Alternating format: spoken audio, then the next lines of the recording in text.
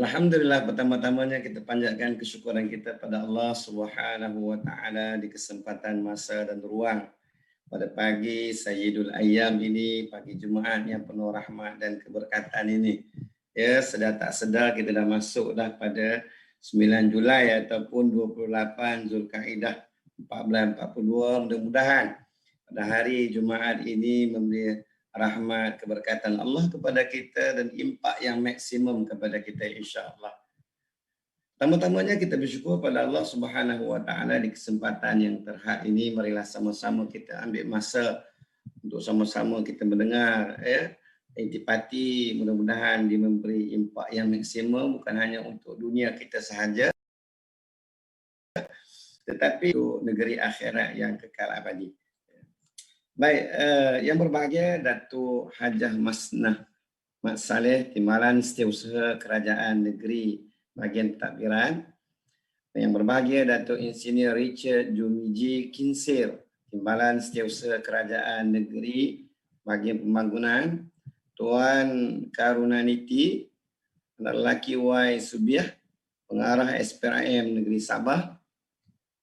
Puan Nurliza Awang Alif Mayor Bandaraya Kota Kinabalu Sabah, Puan Dayang Nur Ashikin binti Zulkifli, Ketua Unit Integriti Negeri Sabah, Pejabat Setiausaha Kerajaan Negeri Sabah. Terima kasih di atas jemputan ini.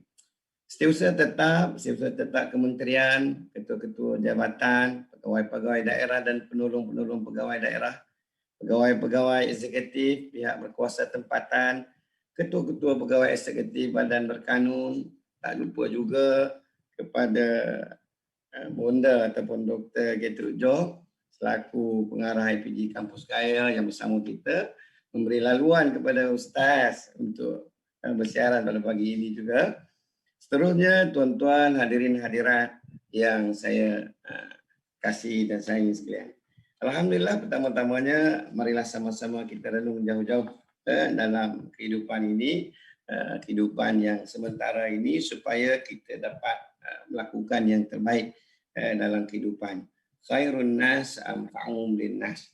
Sebaik-baik manusia ialah orang yang memberi manfaat kepada orang. Hadirin yang dirahmati Allah Subhanahu wa taala. Baiklah, saya teruskan, kita merujuk kepada ayat Al-Quran dalam surah Al-Isra pada ayat 7. Allah Subhanahu wa taala menyebut kepada kita, auzubillahi minasyaitonir rajim. In ahsantum ahsantum li anfusikum wa in asa'tum falaha. Fa idza jaa wa'dul akhirah la yasu'u wujuhakum liyadkhulul masjida kama dakhaluhu awwala marrah wa liyutabbiru ma 'alau tatbira. Yang bermaksud, jika kamu berbuat baik, berarti kamu berbuat baik bagi diri kamu sendiri. Jika kamu berbuat jahat, maka kejahatan itu adalah bagi dirimu sendiri. Dan apabila datang saat hukuman yang kedua, kami datangkan orang-orang lain untuk menyuramkan muka-muka kamu dan mereka masuk ke dalam masjid sebagaimana musuh-musuh memasukinya pada kali pertama untuk membinasakan sehabis-habisnya apa saja yang mereka kuasai. Surah Al-Isra ayat 17. Hadirin yang dirahmati Allah Subhanahu wa taala, sabda Rasulullah yang bermaksud barang siapa yang menempuh satu jalan untuk mendalami ilmu, maka Allah akan mempermudahkan baginya satu jalan ke syurga. Insya-Allah, mudah-mudahan tuan-tuan dan puan pada pagi ini ada satu ilmu yang dapat kita kongsikan bersama. Mudah-mudahan dia menjadi asbab kita untuk masuk ke syurga Allah Subhanahu wa taala. Tentang Allah Subhanahu wa taala, mari kita tengok di skrin ini, kita nak kenal diri kita yang mana satu ni. Di antara gambar yang tiga ini, saya nak tanya tuan-tuan yang berada di tempat kediaman pejabat masing-masing, mana satu diri anda?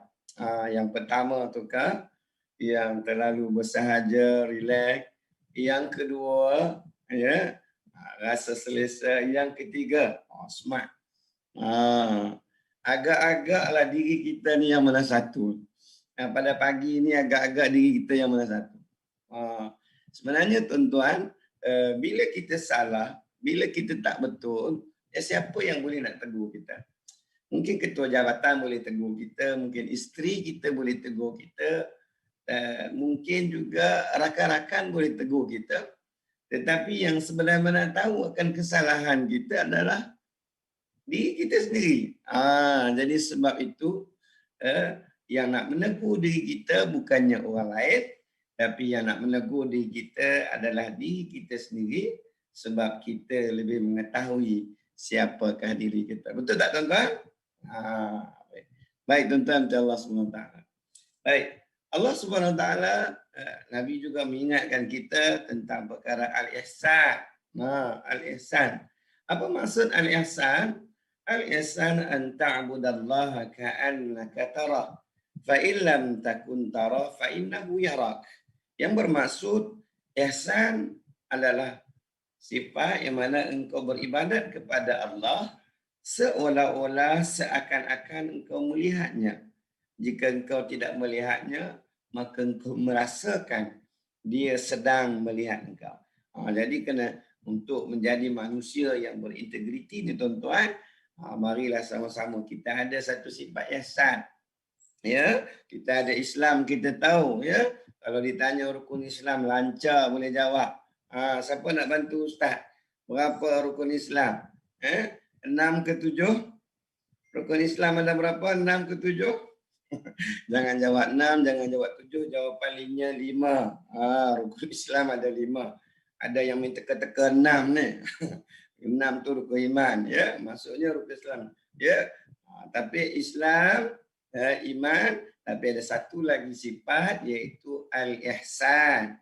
Ya, yang mana kita beriman kepada Allah ya, seolah-olah Allah sedang melihat kita, whatever you are, kat mana pun kamu ada, kat mana pun kamu buat kerja, walaupun tak ada orang yang memantau, observe kamu, tetapi sebenarnya kita dipantau oleh Allah Subhanahu Wa Taala. That's why bila mana kita buat sesuatu, kita nak buat yang terbaik. Sebab apa? Sebab kita bukan mengharap penilaian manusia. Sebab kita nak dapat penilaian Allah Subhanahu Wa Taala. Sebab itu kita buat yang terbaik sebaik mungkin. Contohnya kita kita buat apa sahaja dalam kerja-kerja buat kita. Ya, ustaz selalu dijemput ceramah tentang integriti ni. Ya, ada satu tempat yang ustaz dijemput ceramah. Ya, tak perlu sebutlah apa. Satu hari ustaz dijemputnya tu pukul 8 pagi. Jadi pukul 7.30 tu seperti biasa ustaz sampailah. Rupanya dewan tak dapat buka. Sebabnya kunci dewan dipegang oleh seseorang. Jadi ustaz terpaksa menunggu di lobi di pejabat. Waktu ustaz menunggu dewan tu nak buka dan peserta-peserta pun belum lagi hadir sepenuhnya. Kerana perempuan yang 2 orang tu dia kata Ustaz boleh tunggu dekat sini, nanti yang jaga dewan tu akan datang buka kunci dewan. Jadi ustaz tunggulah. Waktu ustaz tunggu tu tuan-tuan, kerani tu dia beli nasi lemak. Jadi dia beli nasi lemak dan dia nak makan nasi lemak. Jadi dia tengok ustaz nasi lemak tu tak banyak. Jadi dia kata, ustaz minta maaf, ustaz dah sarapan. Saya kata tak apa. Jadi dia kata, ustaz minta maaf ustaz, nasi lemak yang kami beli ni ada 2 je. Saya dengan kakak je. Untuk ustaz kita tak. Saya kata tak apa, kakak makanlah. Jadi waktu dia nak makan tu nasi lemak tu, saya tengok nasi lemak dia tu tuan-tuan. Waktu dia nak makan tu, dia pergi dekat mesin photostat. Tahu tak dia buat apa-apa? Dia pergi kat mesin photostat, dia ambil 6 helai kertas putih yang kat dalam mesin photostat tu. Saya kira 1, 2, saya kira 6 helai. Rupanya 6 helai kertas photostat tu yang baru, yang belum digunakan tu, rupanya diletak ke atas meja untuk lapik dia makan nasi lemak. Nah, kakak yang sebelah dia pun di depannya pun 3 helai juga. Jadi semuanya 6 helai. Allahu Akbar. Saya kata subhanallah. Macam tak ada perasaan kerani ni dia ambil apa nama kertas yang belum digunakan. Sebab apa? Sebab ada orang yang berperasaan harta kerajaan, harta dia. Ini masalah. Jadi dia lapik tuan-tuan, dia makan selemak. Jadi nasi lemaknya itu tak jatuh atas meja tetapi jatuh di atas selayan kertas A4 yang putih tu. Jadi bila begitu, sambil-sambil itu Ustaz sembang lah dengan kakak ni. Ustaz kata, kakak berapa lama dah kakak kerja kat jabatan ni? Jadi dia kata, Ustaz lama dah Ustaz. Dah masuk 10 tahun. Hari-hari makan nasi lemak. Subhanallah.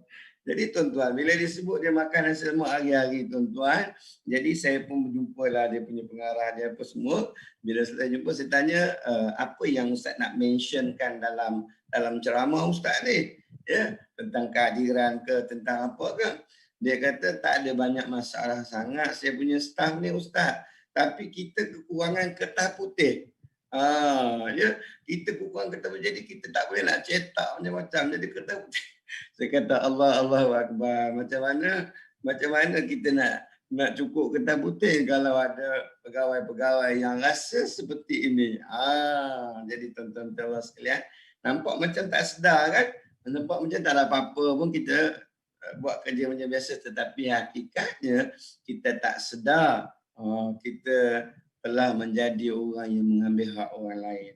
Jadi sebab itu dalam rezeki yang kita dapat, itu keberkatan ni penting. Ya, ada orang rezeki dapat banyak, keluar lagi banyak.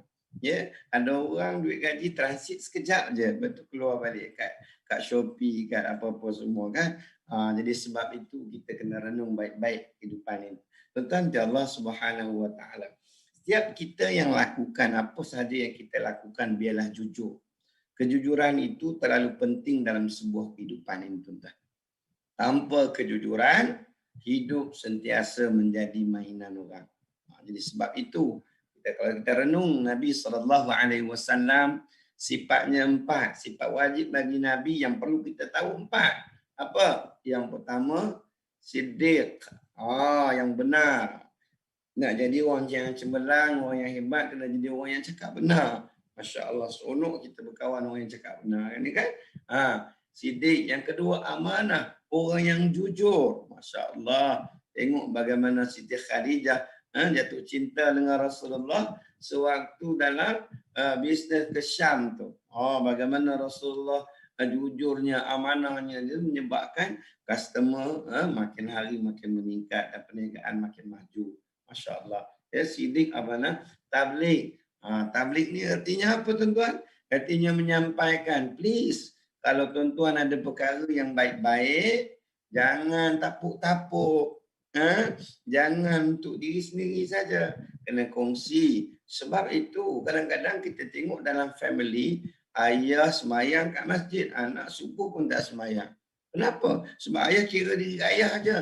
Ya, mak bukan main lawa nak keluar ke pejabat, anak mandi pun belum. Subhanallah. Kenapa dia? Sebabnya dia diri dia aja. Dia tak sharing dengan anak-anak dia, dia tak sharing dengan jiran-jiran dia. Ini kena nyampaikan benda-benda yang baik. Nabi kata apa? Balighu anni walau ayat. Sampaikan kepada aku walaupun sepotong ayat. Benda yang baik kena kita sebarkan. Sekarang ni mudah, tapi tolong selidiki tu. Pastikan, make sure jangan sampai benda perkara-perkara itu adalah palsu. Baik, siddiq, amanah, tabligh, fatanah. Yang fatanah artinya apa? Bijaksana, bijak sini, bijak sinun. Kena jadi orang yang bijaksana. Ya, ada orang yang buat perkara kecil tapi ganjarannya pahalanya besar.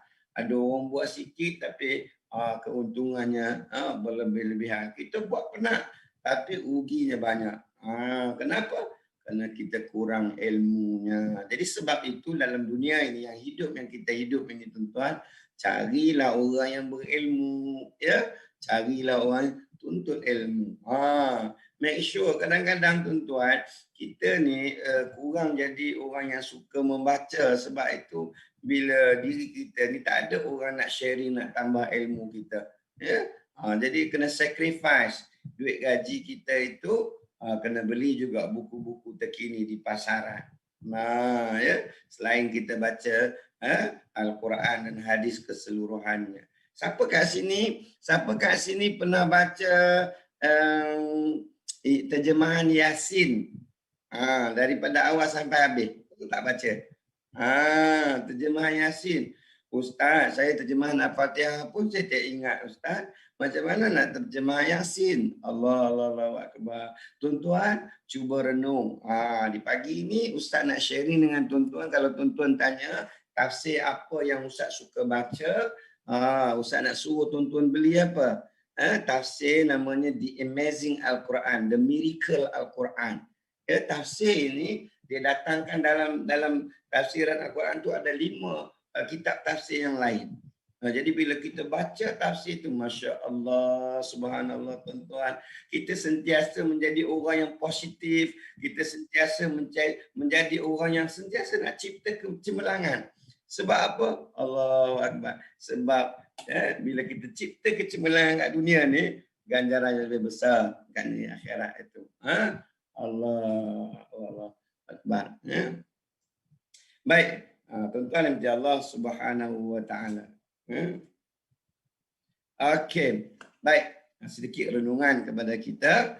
Jika kita mampu bersyukur dengan apa yang kita ada, kita tak akan risau dengan apa yang bukan milik kita. Betul tak? Cuba renung-renungkan. Jika kita mampu bersyukur dengan apa yang kita ada, kita tak akan risau dengan apa yang bukan milik kita. So tuan-tuan, please pada pagi ini boleh tak kita nak jadi orang yang bersyukur. Tuan-tuan telah sekalian, boleh kita mula ceramah. MC Puan Siti, boleh kita mula ceramah?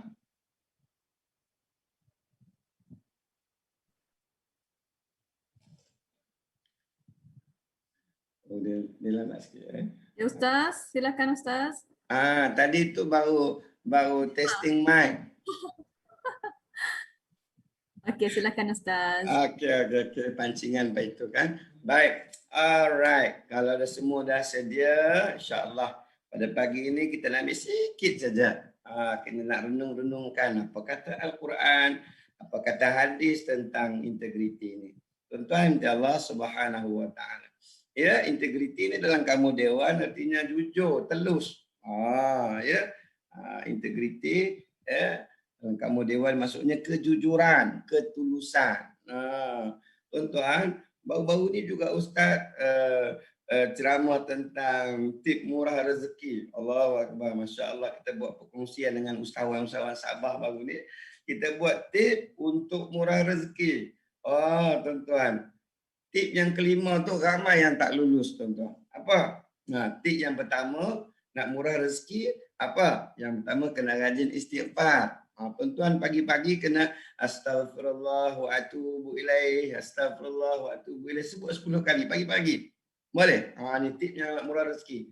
Yang kedua, selalu selawat Nabi. Allahumma salli ala Muhammad, Allahumma salli ala Muhammad. Tip yang kedua. Tip yang ketiga, apa? Rajin salat duha. Rajin salat duha. Tip yang ketiga. Tip yang keempat, baca Waqiah. Yang keempat, baca surah Waqiah. Yang kelima, apa? Selalu bersedekah, selalu memberi. Ya? Selalu memberi, banyakkan memberi pada orang. Tip yang keenam, selalu maafkan orang. Okey, itu pun boleh. Tapi tip yang ketujuh untuk murah rezeki ni apa? Yang ni ramai yang fail. Apa dia? Tip yang ketujuh, jangan tipu bini. Siapa kat sini tipu bini? Jatuh tangan. Maksudnya apa? Maksudnya kalau kita tipu bini, masuk banyak, keluar banyak. Jadi tuan-tuan, cerita baik-baik dengan isteri kita yang banyak bertanggungjawab dengan kita, dengan anak-anak. Ya. Jadi sebab itu tuan-tuan, itu antara tip bagaimana kita nak murah rezeki Allah. Subhanallah. Kita bagi satu, Allah bagi 10. Saya dah try. Banyak kali saya dah try. Allah bagi tak henti pada kita insya-Allah. Baik, tuan-tuan Allah SWT.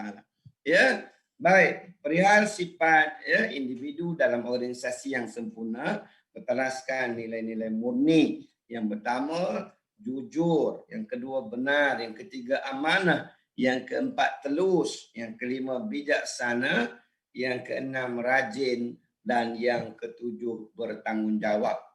Kualiti unggul integriti mempunyai 7 aplikasi ini. Ya, mudah-mudahan kita menjadi orang yang berkualiti dalam kehidupan kita, dalam keluarga, dalam organisasi, dalam jabatan kita. Ya, sentiasa kita mencari sesuatu yang terbaik untuk kita perbuat perkongsian. Ya, baru-baru ini dalam kelang kabut, Ustaz sempat juga setiap malam Ustaz ambil dalam 2 jam Ustaz nak buat satu inovasi. Sebab di IPG ada pertandingan inovasi. Walaupun orang sibuk, macam mana kita nak fikir bagi anak-anak kita mudah menguasai bahasa Arab ni. Alhamdulillah, Ustaz sempat buat dan Ustaz masuk dalam pertandingan itu. Allah takdirkan Ustaz Johan inovasi pertandingan peringkat IPG Jabatan Ustaz. Masya Allah. Kan? Wow, Ustaz bukan nak bangga sebab tu. Tapi Ustaz nak rasa, mari kita berfikir bagaimana kita nak cipta sesuatu yang terbaik untuk diri kita dan masyarakat umum. InsyaAllah, ya, kita mampu buat yang terbaik. Baik, kualiti unggul, sifat yang terbaik istimewa. Yang pertamanya sekali, tuan-tuan Allah Subhanahu Wa Taala, ya, tingkah laku. Tingkah laku, behavior kita ini bagaimana? Untuk kita nak cipta integriti ni, kalau kita just pegang buku integriti, tak jadi. Tak jadi rupanya, tak jadi. Ya, kita tiba-tiba kita beli buku rajin, tak jadi, kita belum betul. Dia kena bina, dia ada proses untuk dapatkan. Dia ada proses untuk mencipta orang yang kualiti unggul. Dia ada proses untuk mencipta orang yang rajin bekerja, bertanggungjawab, mesra. Dia ada proses. Dalam proses ini perlu dilalui oleh pegawai-pegawai kita untuk memastikan hasilannya adalah berkualiti unggul. Jadi sebab itu dalam kerja harian kita perlu ada nilai-nilai ini yang ditopang, yang diinjek, yang divaksin kepada anggota-anggota atau pegawai kita supaya pegawai-pegawai kita sentiasa bermotivasi untuk mencipta kecemerlangan, untuk mencipta kejayaan yang lebih besar. Dalam tempoh masa yang terhad, orang lain boleh buat capai macam tu je. Kita boleh buat lebih pada tu. Kenapa? Kerana kita berfikir yang terbaik dengan proses-proses yang terbaik. Baik, tuan-tuan dan Allah sekalian. Integriti ditarifkan sebagai kesedaran. Kena sedar. Ya, penghayatan, menghayati dan pegangan teguh kepada nilai-nilai murni secara konsisten. Konsisten ni bahasa Melayu atau bahasa orang putih, ataupun dalam Islamnya disebut sebagai istiqamah. Ya, mempunyai kesedaran, penghayatan, pegangan teguh kepada nilai-nilai murni secara konsisten dengan komitmen sepenuhnya terhadap nilai-nilai tersebut dalam setiap tindakan untuk mencapai kecemerlangan diri dan organisasi. Dan berjayalah orang yang mensucikannya. Ini maksud ayat Quran. Maksudnya apa? Maksudnya kita buat secara konsisten. Ada kelemahan, semua orang ada kelemahan. Tetapi kelemahan itu kita cuba perbaiki sedikit. Ya, Allah Akbar, subhanallah. Ya, jadi sebab itu kita akan menjadi manusia yang sempurna, yang lengkap, walaupun tak lengkap sebenarnya, tapi ke arah melengkapkan. Jadi sebab itu bila ada individu-individu kita ni, bila ada cabang-cabang organisasi, pegawai-pegawai yang amanah, yang jujur, yang telur, yang cekap ini, dia combine, dia bersama-sama, ya, berkesinambungan, pastinya organisasi itu dapat menghasilkan satu impak yang maksimum kepada diri dia. Masya Allah. Ya, cuba tengok semut. Ya, cuba tengok semut. Bagaimana dia bina busuk. Busuk tu besar, tuan-tuan. Semut ni kecil, Masya Allah. Dia boleh bina. Ya, kita tengok. Boleh tak kita manusia boleh bina yang lebih besar? Insya Allah Ya, hari ini menjadi satu tanda tanya ataupun keajaiban di antara tembok-tembok besar. Contohnya tembok besar Cina. Banyak lagi benda-benda yang hebat. Menunjukkan apa? Menunjukkan kesungguhan, komitmen, konsisten dan buat dengan bersungguh-sungguh, pasti kecemerlangan itu dapat dicapai. Integriti tidak memerlukan aturan ataupun ianya bukan remeh-remeh. Integriti ini adalah suatu jalan yang lurus, tidak memerlukan peraturan untuk bersikap jujur dan terus. Dia juga tidak mempunyai motif untuk menjadi seorang integriti. Ia sentiasa tertanam dalam diri. Ini Albert Camus, seorang ahli falsafah Perancis. Dia sebut, dia kata integriti ini dia sebenarnya dah ada, dah tertanam dalam diri kita. Masya Allah, Masya Allah, Masya Allah. Ya, dan kita perlu gemburkan dia, itu saja. Everyone have integrity, ada sebenarnya. Sebab kita dilahirkan dengan fitrah, manusia yang lahir dengan fitrah yang suci, yang bersih ni, semua nilai-nilai yang cemerlang. Sebab apa? Kalau kita renung dalam sains, contohnya, bagaimana kelahiran tuan-tuan tu daripada sperma yang begitu kuat, yang daripada berjuta-juta sperma tu menunjukkan kekuatan, kehebatan kepada diri tuan-tuan tu sudah ada. Jadi sebab itu kita renungkan. Tapi lama kelamaan bila kita tak topak, tak gibah, tak vaksin dia, tak vitaminkan dia, maka dia hari-hari makin lemah, makin lemah, makin lemah. Ya, jadi sebab itu tuan-tuan Allah SWT, kita kena belajar tentang perkara ini supaya kita sentiasa mencipta kejayaan. Baik, integriti kualiti unggul, membantu menghindarkan ataupun menjauhkan diri daripada melakukan perbuatan yang bertentangan dengan nilai-nilai hidup manusia. Rupanya integriti ini bukan saja untuk bina diri kita, bahkan untuk elak daripada diri kita melakukan perkara-perkara yang bertentangan dengan nilai-nilai kehidupan. Maksudnya tak kiralah agama apa pun, kalau manusia itu mempunyai nilai-nilai baik dalam diri dia, semua orang suka, bahkan haiwan di darat, di laut pun suka dengan dia. Sebab apa? Sebab dia manusia yang ada aura kebaikan. Saya nak tanya tuan-tuan sekalian, pernah tak tuan-tuan duduk dengan seseorang, bila tuan-tuan jumpa satu orang ni, tuan-tuan rasa seronok, rasa tenang, rasa ya Allah, seronoknya jumpa kakak ni, tak tahu kenapa saya rasa hati saya rasa tenang. Pernah tak tuan-tuan rasa macam tu? Saya rasa pernah kan? Nah, Siti, moderator kita, pernah tak jumpa orang yang rasa tenang ni? Kita tengok wajah dia rasa tenang, ada tak? Ada Ustaz, aku juga.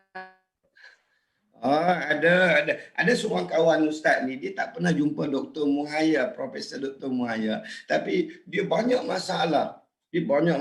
Sekali dia jumpa Profesor Dr. Muhaya ni kan, ya, bila dia jumpa, dia belum cakap masalah dia, tengok je Dr. Muhaya, dia tengok je, tenung. Ya Allah, tuan-tuan, bila kita jumpa orang yang baik-baik ni, jadi macam tak ada masalah. Kita dah tak ada masalah. Kita dah okey. Ya Allah, orang yang baik-baik. Kan? Masya Allah. Waktu Ustaz belajar kat Jordan tu, ada seorang doktor namanya Dr. Abdul Fattah. Masya Allah, doktor ni hebat sangat, tuan-tuan. Dia dah lah kulit putih, melepak merah tu kan. Dia jambangnya apa semua. Lepas tu matanya hijau. Lepas tu kalau dia bagi baca Quran, baca hadis, dia terang tu, kita tengok dia pun kita rasa tenang. Ya Allah, subhanallah. Ya. Ini orang yang tenang. Ya. Pernah tak tuan-tuan bertemu orang yang sebaliknya? Kalau kita duduk dengan dia, kita jadi serabut. Pernah tak tuan-tuan? Siti? Ada juga Ustaz. Aura tu mungkin ya Ustaz? Auranya tu. Jangan tunjuk orang sebelah ya, nanti marah pula dia. Maksudnya aura dia tu penting. Maksudnya bila dia personality dia tu, Allah, kenapalah dia duduk kat sini, kenapalah kan. Ada seorang suami balik-balik dia cakap, kenapalah awak kat sini? Kenapa hari-hari saya jumpa awak? Saya kata, abang, saya kan bini abang. Mana lagi saya nak pergi? Ya, adakah suami cakap kat isteri macam tu? Tak ada ke muka lain kat dalam dunia ni? Saya kata, ya Allah Tuanku. Ada ni. Ada orang rumahnya syurga bagi dia. Ada orang dia kata rumahnya neraka baginya. Sebab apa? Sebab rumah tu tak digemburkan dengan nilai kebaikan. Nah, jadi tuan-tuan kena ikut kursus parenting. Kita buat nanti insya-Allah. Harap apa unit integriti bukan saja buat integriti untuk integriti saja, tapi kena buat parenting juga sebab keluarga yang baik menghasilkan organisasi yang baik. Boleh kan Puan Dayang Nur Rashikin? Nanti kita Boleh atur. Ustaz, insya-Allah. Insya-Allah keluarga yang baik kan.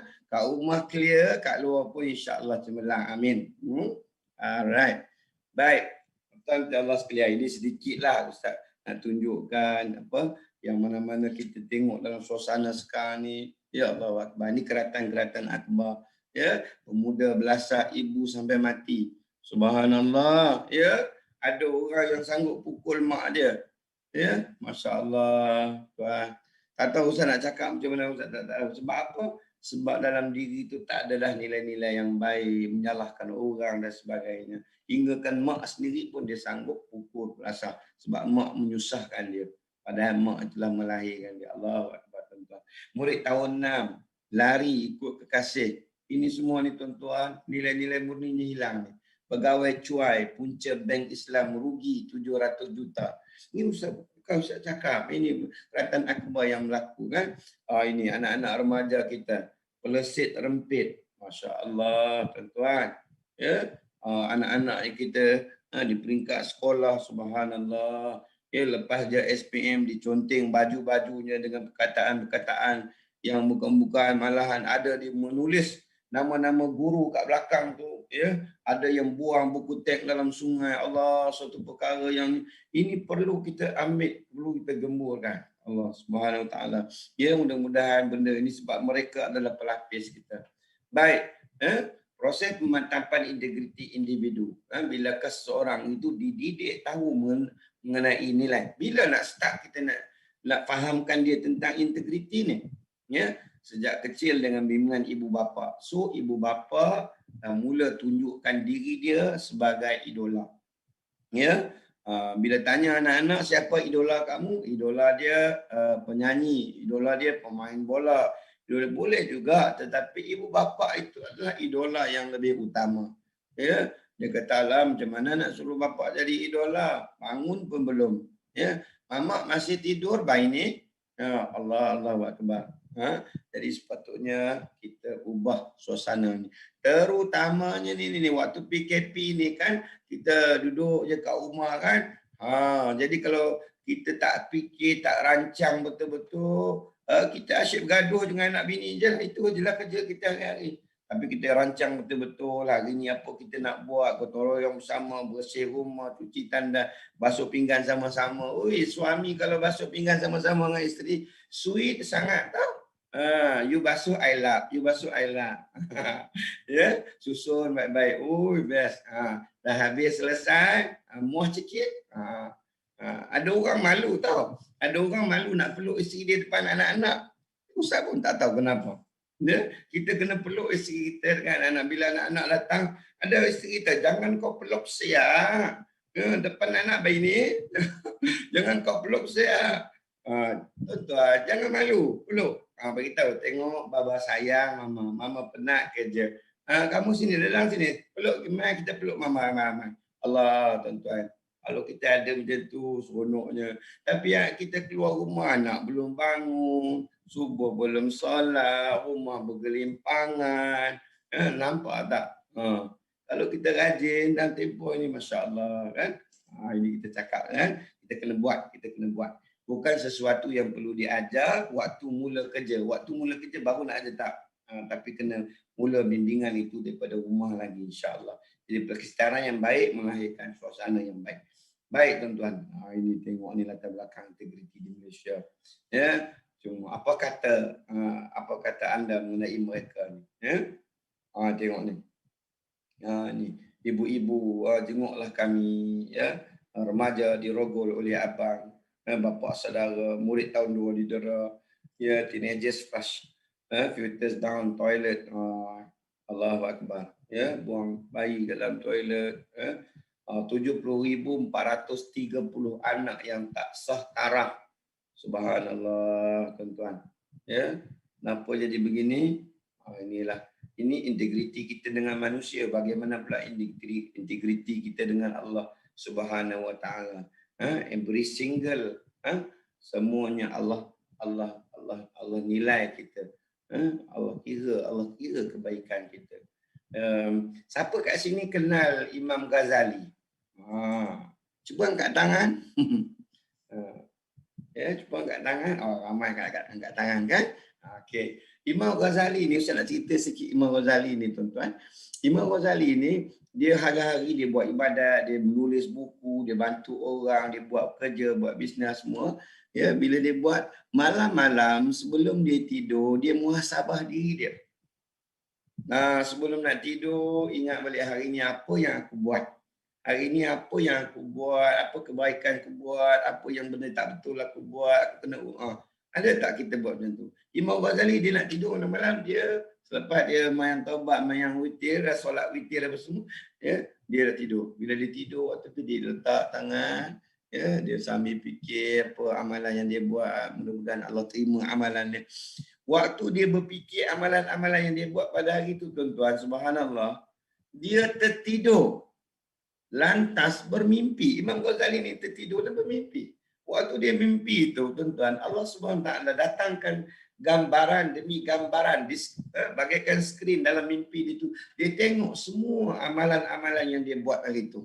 Ya, dia tolong orang, dia itu banyaklah amalan-amalan dia, dia zikir, dia sembahyang, banyak amalan-amalan.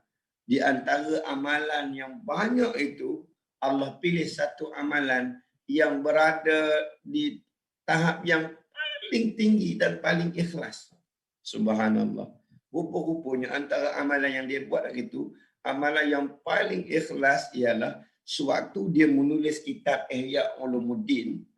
Imam Ghazali menulis kitab Ihya Ulumuddin. Tuan-tuan kena miliki buku ni, kitab ini. Ya, dia menulis ni. Waktu dia menulis ni, tuan-tuan, dia ada pen tu kan. Pen dakwah tu dia celup dalam dakwah, dia tulis bismillah. Itu dia. Waktu dia menulis tu, tuan-tuan, ngam-ngam dia nak tulis tu, tiba-tiba ada 2 ekor lalat, tiba-tiba datang hinggap dekat bulu berus ink dia tu.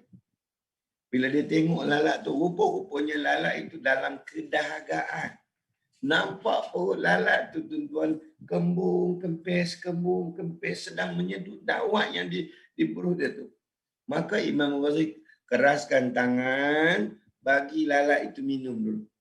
Keraskan tangan, bagi lalat itu minum. Ya, sampai lalat pertama terbang, nak keluar terbang, barulah Imam Ghazali mulakan Bismillahirrahmanirrahim, mula tulis balik. Tuan-tuan, rupa-rupanya Allah nilai yang kecil itu pun Allah nilai paling ikhlas di sisinya. Subhanallah. Bukan saya tak bagi tuan-tuan bunuh lalat. Bukan. Nak ceritanya keikhlasan kita yang kecil itu pun dinilai Allah dengan kebaikan. Jadi mari sama-sama kita buat benda yang baik. Ya, pemuda belasah ibu sampai mati yang tadi itu, saya reda jika dia digantung. Tuan-tuan, dia hukum sampai macam tu, tuan-tuan. Ada pelincir boleh lulus. Ni pun ada juga. Pelajar-pelajar, macam-macam lah pekerja.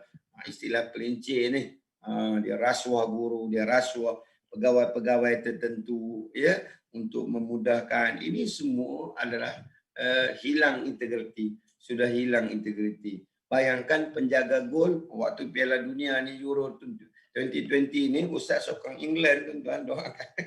Ya, 2020 ni, bayangkan kalau penjaga gol itu menerima rasuah. Apa jadi? Bukan takat 2 gol, 3 gol, 20 gol pun boleh berlaku. Orang skor dia orang tak tahu. Jadi sebab itulah, tuan-tuan, Allah SWT, rasuah ini penghancur kepada sebuah organisasi. Jadi sebab itu kita kena cek balik. Ya, kena cek balik. Jadi tuan-tuan, Allah sekalian, apa yang kita nak bina dalam rumah tangga kita ini, dalam pegawai kita ini, bina dulu hubungannya dengan Tuhannya. You must believe your God. Listen to me. You must believe your God. percaya kepada Tuhan kamu. Tak kira lah Islam ke, Kristian ke, mesti percaya pada Tuhan. Ya? Sebab Tuhan mengajak kita untuk menjadi orang yang baik-baik. Baik, penolong pengarah rasuah di penjara 2 tahun. Allahu Akbar. Ini hukuman penjara 2 tahun dan denda 20,000 didapati bersalah menerima rasuah RM3,800. Hakim menegaskan bahawa kesalahan yang dilakukan oleh tuduh sebagai kaki tangan awam adalah sangat serius. Ini tuan-tuan, ya, menerima suapan. Jadi kita minta, ya, mudah-mudahan kita dijauhkan dengan perkara-perkara ini. Tak nak, mudah-mudahan kita dapat buat yang terbaik, ya, dalam kehidupan ini. Ya, baik. Ya, kerana birokrasi punca lewat terima rawatan. Ya, ada orang-orang tertentu dicepatkan, dibantu dengan cepat, tapi ada orang yang sangat memerlukan tapi jarang, maka dia lewat, akhirnya dia lumpuh. Dengan sebab lewat, maka dia jadi lumpuh, sebab punca tulang belakang. Baik tuan-tuan, ini kes-kes keganasan rumah tangga hari ini makin hari makin meningkat. Subhanallah, ya, takut kita dengar. Kenapa boleh jadi sampai begini? Ya, rapatkan hubungan kita dengan agama, renung. Ya, kena ada program-program seumpama ini yang memberi pendedahan kepada kita kepada perspektif Islam, Al-Quran dan Sunnah itu sendiri. Hari ini kes bunuh diri di Malaysia, masya-Allah, tuan-tuan, sedar tak sedar dah cecah 489 orang yang bunuh diri. Kalau kita tengok di sini setiap 40 saat, ya, ada kes bunuh diri setiap 40 saat. 40 saat tuan-tuan kira 1, 2, 3, 4 sampai 40 tu ada orang bunuh diri. Masya-Allah. Kenapa? Kerana stres. Kenapa? Kerana baginya tak ada pergantungan sudah. Ingat, la taqnatu mir rahmatillah. Janganlah kamu putus asa dengan rahmat Allah, tuan-tuan. Jadi kita teruskan momentum mencari yang terbaik untuk kita. Baik, tuan-tuan, kes bunuh diri meningkat, semakin meningkat.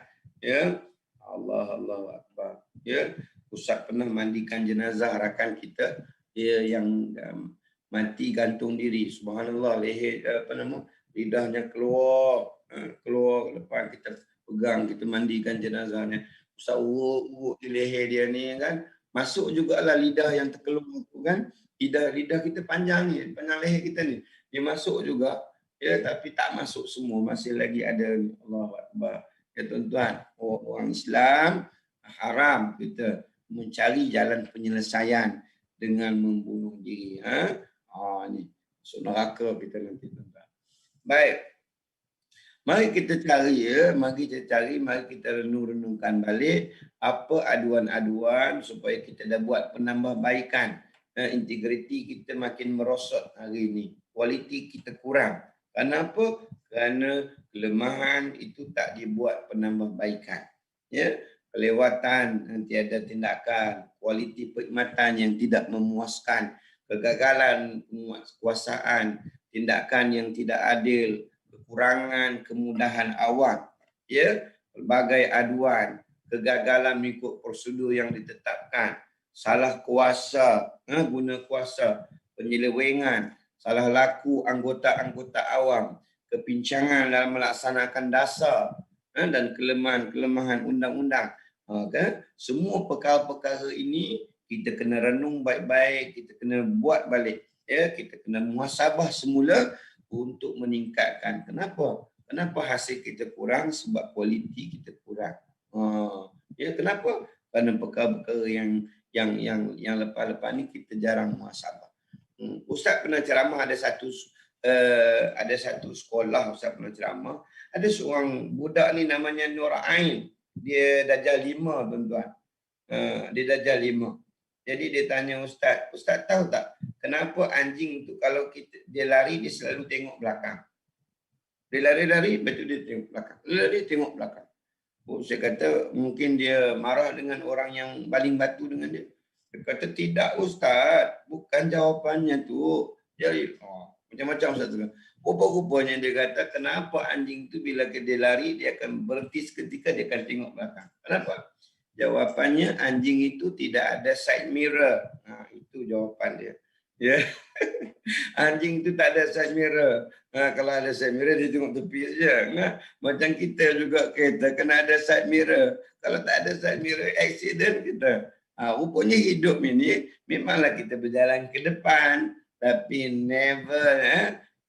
Jangan kita lupa untuk tengok balik ke belakang, pengalaman. Ya, renung balik, muhasabah balik, cek balik mana kelemahan kita. Oh, yang salah jangan dibuat, jangan diulang. Ya, ada orang tanya Ustaz, bolehkah kalau kita bertaubat kepada Allah setelah kita buat dosa, buat silap? Saya kata, bagus, bagus. Kita semua orang buat silap. Ya, orang yang masuk syurga pun orang yang buat dosa, orang yang masuk neraka pun orang yang buat dosa. Habis itu apa beza dia orang Ustaz?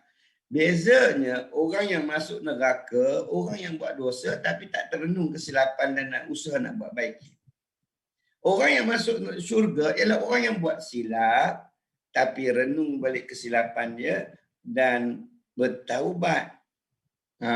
Jadi sebab itulah Ustaz kata jangan malu kita bertaubat kepada Allah, tetapi malulah kita kepada Allah setelah mana kita bertaubat, kita kembali melakukan dosa dan maksiat.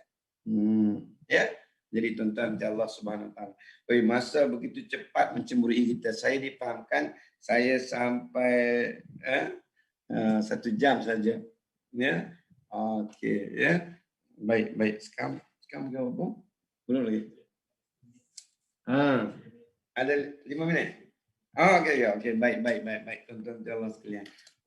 Kalau ada 5 minit, tak apa. Slide ni dia panjang sedikit. Tapi kita akan cepatkanlah. Okey. Baik, Ustaz nak pergi straight the point lah. Straight the point. Baik.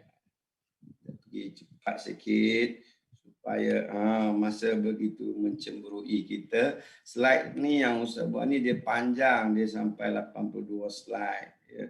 Kita nak cepat-cepat lah.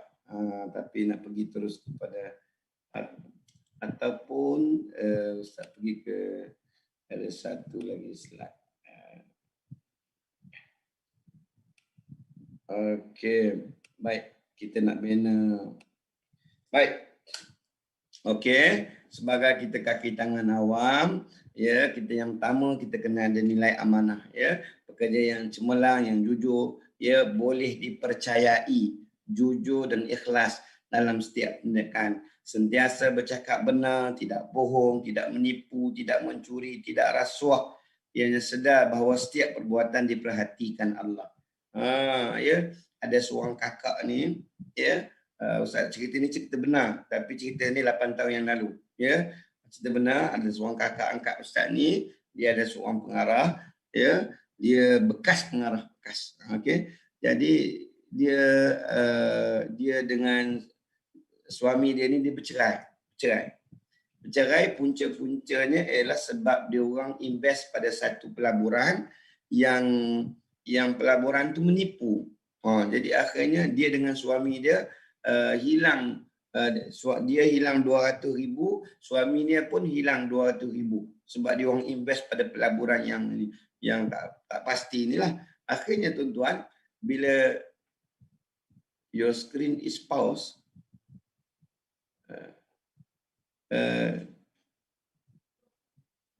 tengah pause kan ni? Dengar kan ni? Dengar. Siti dengar kan Siti? Dengar Ustaz. Okey, di skrin ada slide. Slide sekarang ni surah Al-Isra ayat 7. Oh, ya Allah. Macam mana kita nak skrin ni? New share ni. Mungkin perlu inilah Ustaz. Sekejap. Cek balik kan? Ni skrin sekarang nampak kah? Masih ada di slide. Slide tu masih nampak. Cuma surah Al-Isra ayat 7. Oh, surah. Okey, sekarang? Sekarang ni macam slide yang nombor-nombor ni Ustaz. Apa cakap? Oh, Ustaz cakap seorang aja. Okey, baik. Sekarang dah nampak. Okay. Nampak dah. Oh, tak apalah. Okey dah kita. Okey. Ini slide tentang yang paling penting sekali tentang kejuruan amanah lah. Jadi bila kakak angkat ustaz ni kembali kepada kakak angkat ustaz ni, jadi masing-masing menyalahkan, dia salah suaminya, suami salahkan dia. Jadi rupa-rupanya tuan-tuan, bila orang tipu kita ni, duit kita hilang sampai 200,000, 300,000 ni, orang ni tak dapat tidur. Jadi kakak ustaz ni tak dapat tidur. Jadi seminggu tu mata dia ni tuan-tuan, di keliling mata ni hitam. Keliling mata ni hitam. Tak dapat tidur, stres. Jadi dia kata, ustaz minta tolong buat air penawar ustaz, boleh tak baca-baca supaya saya dapat tidur ustaz. Ya. Saya kata saya bolehlah kita bantu-bantu kan, tetapi ustaz nak tahulah apa masalahnya. Dia pun ceritalah kita buat. Jadi pendek cerita, lepas tu ustaz kata ingat ya, sebenarnya ini adalah ketentuan Allah. Allah bagi itu sebab suruh kita fikir, baik kat fikir di mana kesilapan apa semua. Okey. Lepas tu selang 3 hari dia pun minum air. Lepas tu dia telefon ustaz, dia kata, "Dek, ustaz, kau kat mana?" Dia kata, petang ni jumpa akak dekat, masa tu ada restoran Kak Nong tu, dekat KK tu. Jumpa akak kat Kak Nong tu. Jadi ustaz pun pergilah. Ingatkan duitnya dah jumpa. Kan? Rupa-rupanya dia beritahu, dia kata, "Ustaz, bila saya senarai balik ustaz, subhanallah, terkejut saya ustaz, sama. Figurnya tu sama." Apa dia? Tuan-tuan nampak tak di skrin tu apa sekarang ni di skrin? Macam punch card ustaz. Ya betul. Paskat kan? Rupa-rupanya kakak angkat ustaz ini dia sebenarnya dia masuk kerja pukul 5 balik masuk kerja pukul 8, balik pukul 5. Tapi sebenarnya dia tak masuk pukul 8. Dia masuk pukul 9, dia masuk pukul 10. Dia balik sebenarnya pun bukan pukul 5, kadang-kadang 3.30 dah baliklah. Kan? Tapi orang tak tahulah. Jadi bila begitu rupa-rupanya paskatnya sentiasa cantik. Rupanya paskatnya telah dipunch oleh ada seorang pegawai lain-lain lah. Jadi dia bagi RM50 lah. Jadi pendek cerita, rupa-rupanya kalau 1 hari, 2 jam, 3 jam dia tidak datang kerja, katakan 1 hari itu 1 jam RM100. Kalau 3 jam tu mau RM300. Ataupun 1 hari RM100 lah katakan. Rupa-rupanya kalau darab dengan sebulan dia tak datang kerja, darab dengan setahun, darab dengan 8 tahun, jumlah yang dia tak datang kerja tu sama nilainya dengan duit yang dia hilang. Jadi bila dia kata kenapa sama 200 dengan ni? Ya Allah, ya Tuhanku, rupa-rupanya ingat ya, Allah akan ambil balik hak yang bukan hak kita. Jadi sebab itu tuan-tuan kita kena ada amanah. Ya, sebab tu kalau Allah ambil habis. Jadi sebab itu kalau kita amanah bukan hak kita. So ingat dalam duit gaji kita ada hak orang lain yang perlu kita keluarkan. Baik, turunnya bijaksana, atur baik-baik ya, sumber di sekeliling, pekerja yang cemerlang, bijak menggunakan masa, sumber sekeliling. Ia yang sentiasa menggunakan masa hidupnya dengan sebaik-baik di samping memperbaiki dirinya. Sama ada dari sikap, pengetahuan kena upgrade, kemahiran kena upgrade dalam prestasi kerja. Terusnya, ni pekerja yang cemerlang, mempunyai amalan cergas, emosi, fizikal dan minda. Kalau emosinya tak tenteram, fizikalnya mantap, badan sasa, badan sado, emosi tak tenteram, tak jadi juga. Kalau emosi okey, fizikal okey, minda pula berserabut pun tak jadi juga. Allah. Ada orang bawa masalah pejabat bergaduh dengan isteri kat rumah. Ada orang bawa masalah isteri bergaduh kat pejabat pun ada juga. Subhanallah. Ya, macam-macam. Jadi perkara ini perlu kita hayati bersama. Ya, menjaga kualiti pemakanan. Minta maaf tuan-tuan. Ya, makanan please kena jaga makanan yang baik, makanan yang halal, membentuk akhlak yang baik. Jangan main-main beli saja. Ustaz mau beli ayam di mana? Promosi ni. Ya. Kena cari ayam yang halalan thayyiban, makanan yang bersih halal. Jangan main makan je, sebab makan yang baik akan membentuk akhlak yang baik. Tapi makan yang sumber yang haram akan membentuk akhlak yang tidak baik, cepat marah, tak tenang. Ya, kenapa kat luar okey, bila masuk kat rumahnya pandai baran. Abang ni kenapa ya? Kat rumahnya naik angin. Kat luar dengan kawan-kawan abang boleh tenteram pula. Masuk je nak marah kami, semua tak kena. Cuba cek balik ada something wrong daripada sumber rezeki tu. Ya. Baik. Jadi dikasih ya. Ni ingat ustaz, kita rasa kita rajin kerja, macam-macam kita kerja dah buat, termasuklah kerja lebih masa. Tapi orang lain juga yang dapat cemerlang. Bagaimana ustaz? Ini soalan-soalan yang pernah kita kumpul. Ustaz, saya banyak berdoa dinaikkan pangkat, tetapi yang saya dapat fail yang bertimbun-timbun. Stres sabar saya ustaz. Tengok tuan-tuan. Ini ingat ya, rupa-rupanya bila kita minta naik pangkat, memang Allah nak bagi kita naik pangkat. Tapi dia ada prosesnya. Rupa-rupanya fail yang bertimbun itu adalah batu loncatan untuk kita dapat pangkat yang baik.